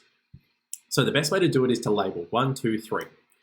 So first of all, we have this equation here, and we flipped it. Why did I flip it? I want this, which was on the right side, on the left side. So wanting it on the left side, I flipped this equation. I flipped this delta H. 2. I wanted this N2 gas to be a singular. Sorry, this N2O gas to be a singular. Now, I know that this breaks a lot of rules and rules that I mentioned before, but for the meantime, we're going to get rid of this oxygen. This oxygen isn't going to be part of my final product, so I'm happy for it to be a half just for now. Just for now, I'm happy to be a half. In my final answer, I wouldn't be having a half number. Now my third one, again, I'm going to do the same thing. I'm going to half it because I want to get rid of this O3. I want to have this O3 as a 1, so I have halved it. Again, I end up with a 1.5, which I don't like, but for now it's okay because all I need to do is get everything in the form I want it. And again, I've halved my delta H. Now what I do is I add them together. So I add all 3 of these together. So by adding them together, these 2, that is on the left, that's on the right, there's 1 each, I get rid of them. There is 1.5 and a half, which is 2 on the left, and there's 2 on the right, I get rid of it. I'm left with what I want. I've got this on the left, I've got these 2 on the right, which add up, and I just need to add these delta H's. So I add the negative to that, which would essentially make this number smaller. It would make this number 70.5, and then I add 70.5 to 142.7. And essentially, as you can see there, I get 213 kilojoules per mole. So, difficult question. Please do not get this wrong. This is a difficult question, but it's something that you can start to see the concepts we just discussed getting integrated in together. So, what's also really cool about this is that you have in your data booklet a whole bunch of heat of combustions. So molar, these are delta HCs, that's why they have no symbol, but they're all combustion. So they're all, when you put them on an equation, they're all going to be negative because you're going to, you're releasing energy. But because they're delta HCs and they're standards, they don't have a symbol in the book. But as you can see here, there's a lot of gas. There is a lot of gas. A lot of these fuels we work with are gas. And as you can see, that example from earlier I discussed like methane versus methanol, or like ethane versus ethanol. Notice how these fossil fuels that don't have a polar aspect, they're all a gas because they've got a really low boiling point. Whereas these ones that have a polar aspect and are biofuels, more likely to be biofuels, do have a polar aspect and therefore they've got a much higher boiling point, and therefore they are a liquid initially. But as you can see here, we've got our gas, we've got a lot of gases. So what do we do if we have to work with them? Well, we use our universal gas equation. Now, this is something that you will have worked with already. You will have worked with this in year 11 or year 10, no matter just when you did unit 1, 2 chemistry. Really important, just remember the values. So P is pressure in kilopascals, V is volume in liters, N is your moles, R is your ideal gas constant, which is 8.31, and T is your temperature in kelvins. Remember, kelvins, you have to add 273. So you add 273 to degrees Celsius and you get your kelvins. Remember, with kilopascals, you need to and this is something you may not have discussed last year, you need to convert. You will find the conversion values in your data booklet. So if I scroll down, right here, page 6, figure 5, unit conversion, 100 kilopascals is equal to 750 mils per mils of mercury, or 0.987 atmospheres. So that's mils of mercury, by the way. Hg is mercury, and that's mils. And then this is atmospheres. If you're given your pressure value in one of these, you need to convert to your kilopascals. So really important, you do need to know how to convert, and that's something that comes up. Same with volume, so volume needs to be in liters. So if you've got mils, make sure you convert it to liters, and then moles. If you're given something in grams, you need to convert it to moles, etc., so forth. So just make sure you do all of those aspects, and then you utilize these within your question. And this is a really common, this comes up all the time. There will be numerous marks on the exam for this equation. Please know this equation, please know how to use this equation, it's really important. So practice question, a 250 ml compressed air container contains CO2 stored at 10.2 atmospheres at room temperature. Find the mass of CO2 in the canister. Have a go at this question. It should be pretty straightforward. You just need to do some conversion and then use your PV equals nRT. It should take you no more than 2-3 minutes. I'll give you your time now. 3, 2, 1, pause. Again. Hopefully, you're back. So, hopefully you've gone through and done that question there, and hopefully you didn't have any troubles with it, but we'll go through the answers. I did these beforehand just to make sure that I didn't have to write on the screen and have my messy handwriting on there. We have PV equals nRT. I'm going to convert that into, I want to find moles, so I'm going to find mass, so I need to find the moles to then find the mass. So I'm going to find the moles equals PV over RT, because I divided out my RT. I converted my pressure to 1033.4. Now, how did I do that? This is a really interesting aspect. You take this number, the 10.2. I should have probably put this down the page as well. I take the 10.2 and I divide it by 0.987. So I divide this number by 0.987. It's probably going to come out as like 10.3. It's not going to make the number all that different. It's going to be very, very similar. And then I multiply that number by 100 because there's 100 kilopascals per one of this. So 100 kilopascals, multiply this by 100 kilopascals, and I would end up with this here. So my answer when I divided this by 0.987 would have been like 10.334. I'm pretty sure that's what, because my decimal place would have moved. So my answer here would have been 10.334, times it by 100, and I get 1,033.4 kilopascals. My volume needs to be in liters, so it's going to be 0.25 because there's 1,000 mil in a liter, and my Kelvin is plus 273, so plus 273 is 298, as you can see here, 298. Then I go to here and I go, all right, what have I got here? I've got my equation, so I do moles equals pressure by volume divided by my constant, 8.31, by my temperature. And I end up with 0.104 moles. I should have written moles there. Apologies. Mole. All right. 0.104 mole. Definitely always put units on. I do apologize if I've got units there. Then from there, I just need to find the mass. So I do my mass equals moles times molar mass. So my moles 0.104 and my molar mass of CO2, which is a 12 carbon and 216 oxygens, which is 32 plus 12 is 44. So 44, and you get an answer of 4.59 grams. So again, units are really important. You need to make sure you put units on everything. Don't make the mistake like I did and forget units there. Units need to be on everything. All right. So in many cases, we'll be given the universal gas equation in question, and we'll be told the conditions are SLC. So what are SLC conditions? I hope you remember this from last year. If you don't, that's okay. It's 25 degrees Celsius or 298 Kelvin. It's 100 kilopascals of pressure. And if you're working with a liquid, which obviously you wouldn't be working with the universal gas equation in that case, but if you are working with a liquid and you're told SLC, it's a 1 molar concentration. So it's an aqueous solution that is 1 molar in concentration. So they're your aspects of SLC.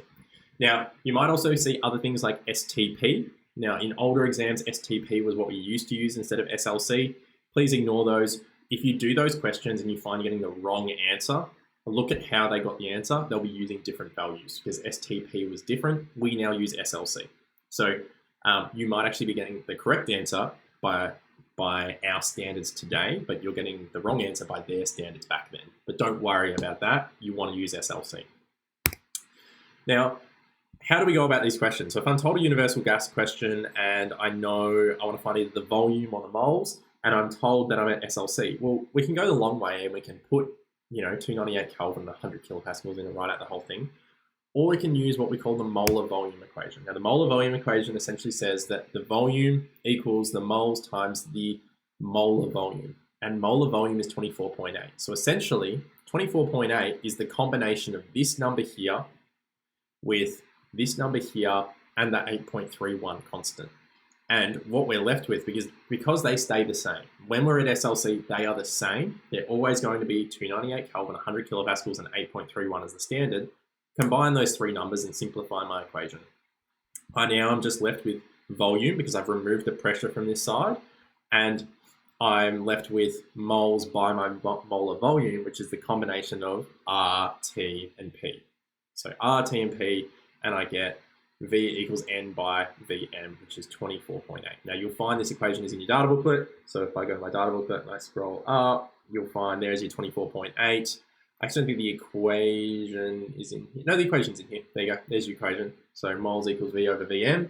And you'll find that in your data booklet, you're given both the R value and the Vm value. They're both in there. So you can always come back to it and find that if you need. All right. So let's move on now into some food chem. So food chem is really interesting because food chem does actually, I really like the way they've led this on. I really like the way they've made this lead on from sort of fuels and thermochem, because food used to be the end of the year, but it made sense to be now because food is essentially the fuel of the human body. We understand that it's our primary source of energy. We have three main macromolecules in which we obtain energy from: carbohydrates, so simply just our sugars. So sugars are the lay term.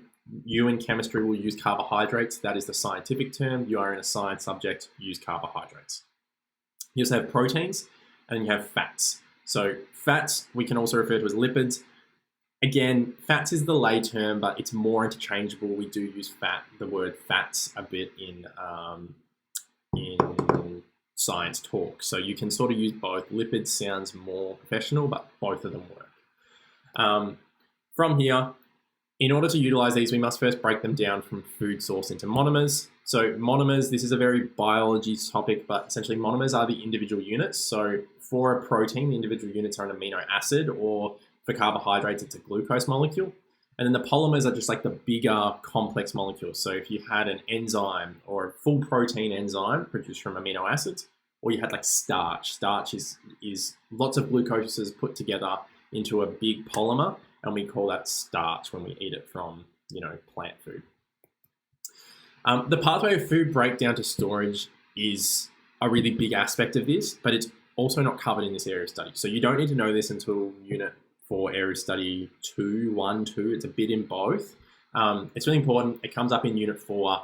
So you do need to know, from the eating of your food to your running of a marathon, what happens with your food, where does it go, how do we bond it together, then how do we break it down, what forms do we put it in, why do we put it in those forms, why do we break it down, etc. It's all got to do with reaction pathways.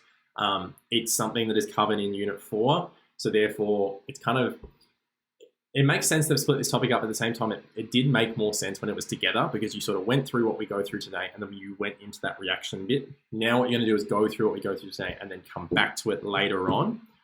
But we're just going to go through very briefly what each of the macromolecules are. We may go into a little bit too much detail for Unit 3 Area Study 1, but all the detail that we cover today is examinable at the end of the year, so don't stress. So we'll start with carbohydrates. Again, in non-science terms, we call them sugars. You're going to call them carbohydrates from now on. They're the primary energy source of the body. They're made up of monomers called monosaccharides, or more commonly called glucose. You can use either of those terms. That is glucose, it's C6H12O6. Polymers are polysaccharides. Makes sense. Mono means one, poly means many. And they vary depending on the location of creation. So what I mean by that is that, if I go through, so polymers include starch, which is found in plants, cellulose, which is also found in plants, but it acts as fiber. Now, it acts as fiber because it's a beta glucose, and we do not have the enzyme to break down beta glucose. I'll explain in a second. And then glycogen. Glycogen is how we store it in the human body. These are very similar, starch and glycogen, very, very similar, but there are slight differences. Alpha glucose is the form of glucose we use in the body. Now, alpha glucose is where the C1OH groups, this is C1, this is our first carbon. We refer to this as our C1. You'll learn more about this in organic chem, or you may already know this from last year. This is really a year 12 sort of unit 3-4 sort of topic. But that C1, essentially, it's the OH group faces down. And essentially what that means is that spatially that faces down. It goes down below the molecule. Obviously, it depends on which way the molecule is facing, but we're going to say it's down. In a beta glucose, that faces up.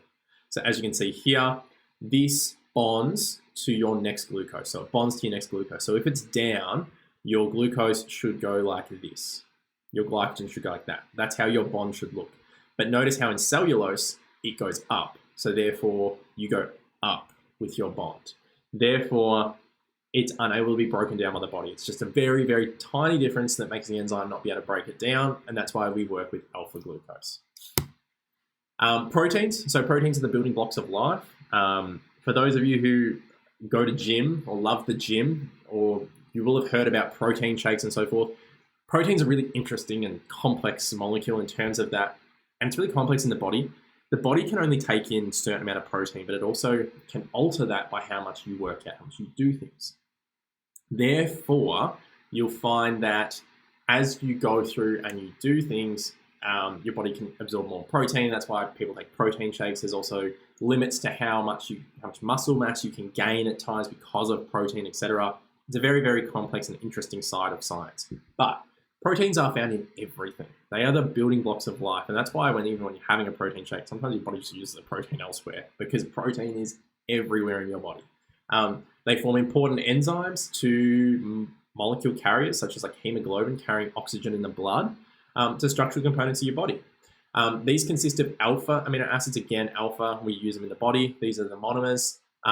20 exist in the body. 11 of these are non-essential, so they can be created by the body when we need, and 9 are essential, so we must possess these in our diet. They're in lots of things, but we must eat them in our diet.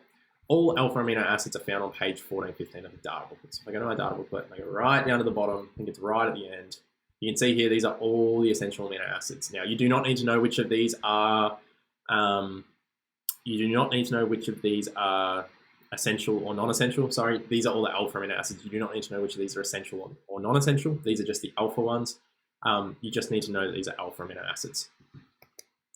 All alpha amino acids have a general structure that looks like this, which means you have a central carbon connected to the 4 groups. Now, the 4 groups are an amino group, given it's an amino, and then an acid group, so carboxylic acid, so amino acid, makes sense. Then you have a hydrogen, just a singular hydrogen, and then you have a side chain. Now, R refers to a side chain. It means there's something there that's different. So in all of these, if you notice, there's your central carbon, there's your side chain. There's your central carbon, there's your side chain. There's your central carbon, there's your side chain, etc. They all are very similar. They all just have a different side chain. That's what differentiates them. Because we have so many amino acids, the order in which you put them together to form a protein is important. Again, you don't need to know all the bonding and so forth yet. That comes in Unit 4. Then we have fats. So fats and lipids, specifically triglycerides, are made up of 3 fatty acids and a glycerol. Despite these components being referred to as monomers, they technically don't actually meet the criteria. We will refer to them as monomers, but they technically are not, if you go into technicalities. But don't stress about that.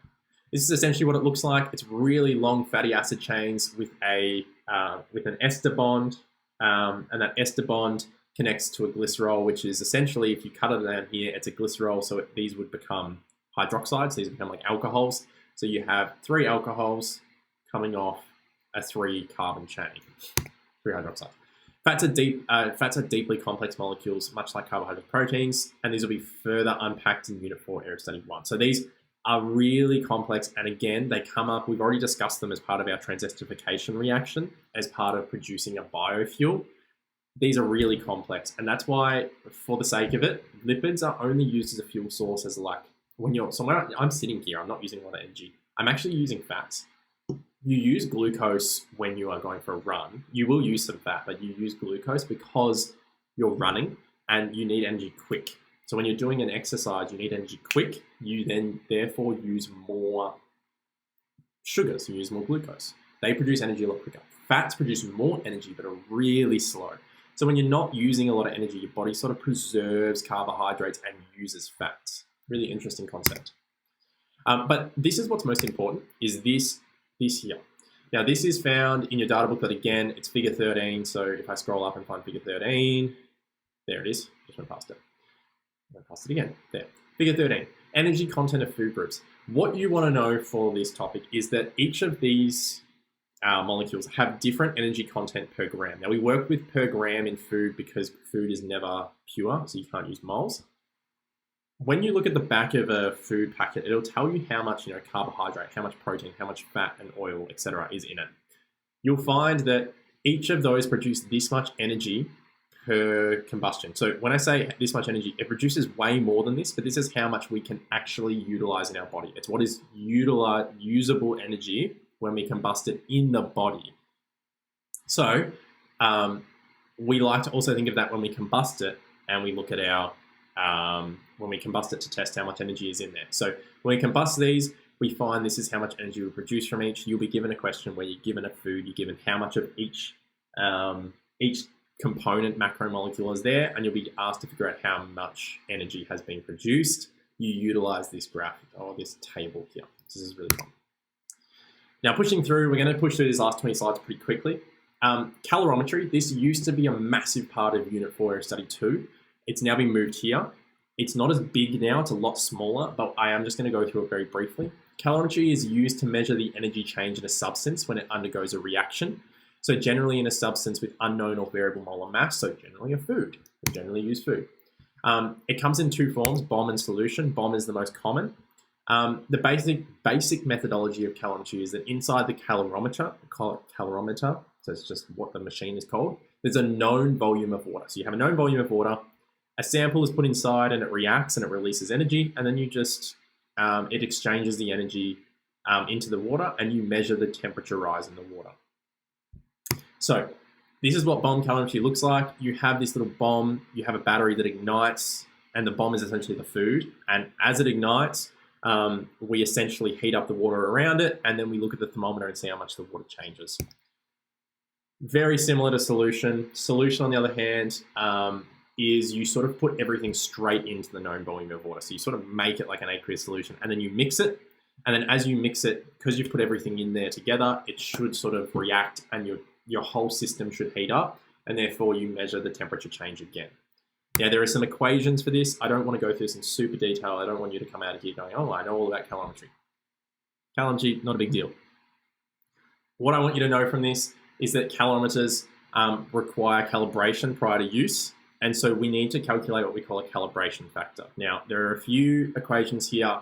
I just want you to have seen these equations. You need to do questions for these to know how they work. And that's why I'm not stressed about you knowing all the details about it today. But there are two very distinct equations. There is this equation here, which is all about energy. So the energy in joules is produced from electricity. Now, you might have said, oh, there's no electricity here. Well, when we calibrate our calorimeter, we apply some electricity to the environment. And when we apply electricity, if we apply it for a certain amount of time, at a certain amount of volts and a certain amount of amps, we know exactly how much energy we've put into the system. We know exactly. So then we can determine how much energy, we can determine the temperature rise, and we know how much energy we put in there, and we can sort of determine the calibration factor. So for this much energy, I get this much temperature rise. All right, now I'll put a food in there, and I got this temperature rise. Well, now I can work backwards and figure out how much energy was released. So as you can see here, the calibration factor equals that energy divided by delta T. So you technically can write this equation like this.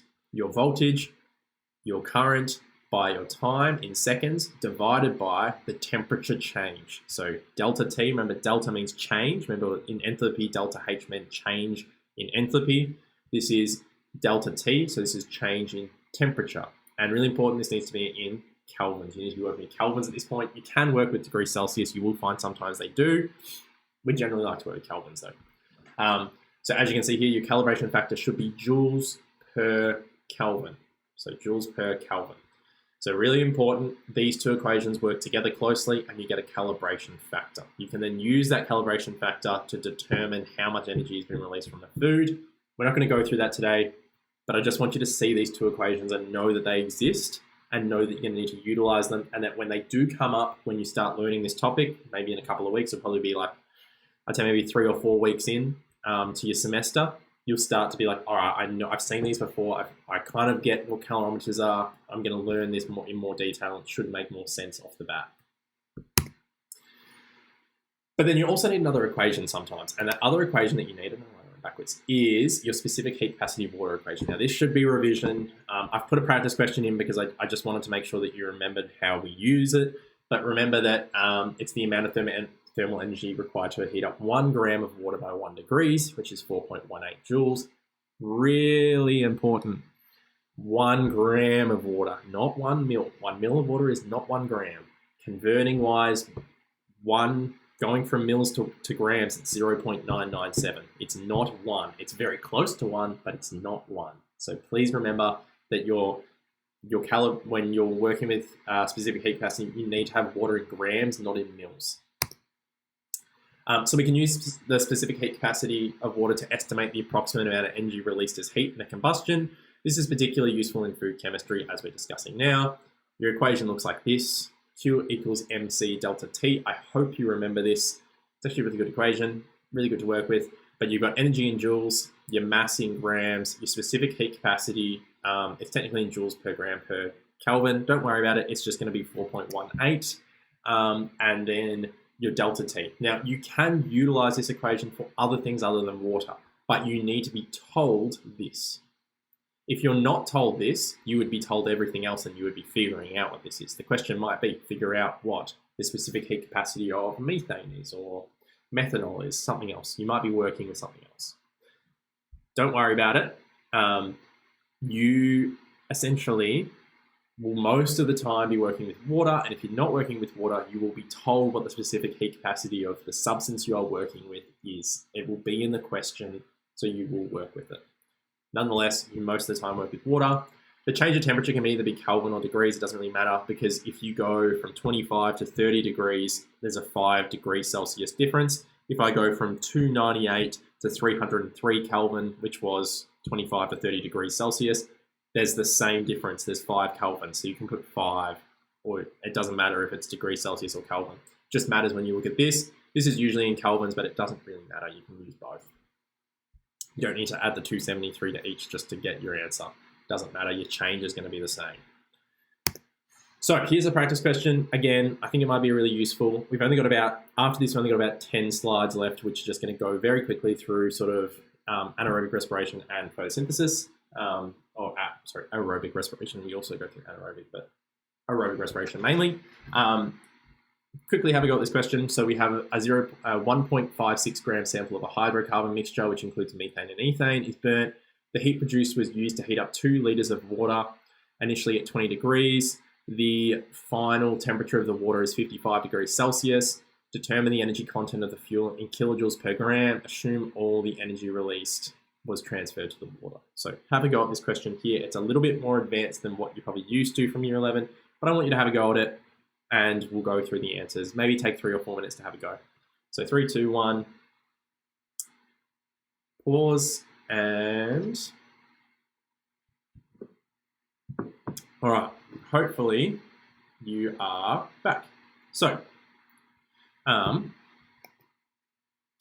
first of all, we need to figure out our mass of our water. So we have 2 liters of water. We need to multiply that 2 liters by 0.9. Is it 987 or is it 997? Let me have a look. I think I might have used the wrong value there. I think I might have used the atmosphere's value. It's actually 997. I do apologize. I've used the wrong value there. So the answer that you'll get out of this will be slightly wrong. I do apologize for that. I've used the atmosphere's one for some reason. This is slightly off, but let's just work with this value for now. Let's just assume this is how many grams you had. Your answer will be slightly different, but if it's along the same method, then you're right. So we need to find our energy. So we go Q. We need to have this in grams by 4.18 by 35 degrees. This is 55 to 20, so it's a 35 degrees Celsius or 35 Kelvin change. We end up with this many joules, which is a lot, so let's just simplify it down to kilojoules. It's a little bit easier. The answer wants it in kilojoules, so let's just divide it by the 1,000 and make it kilojoules.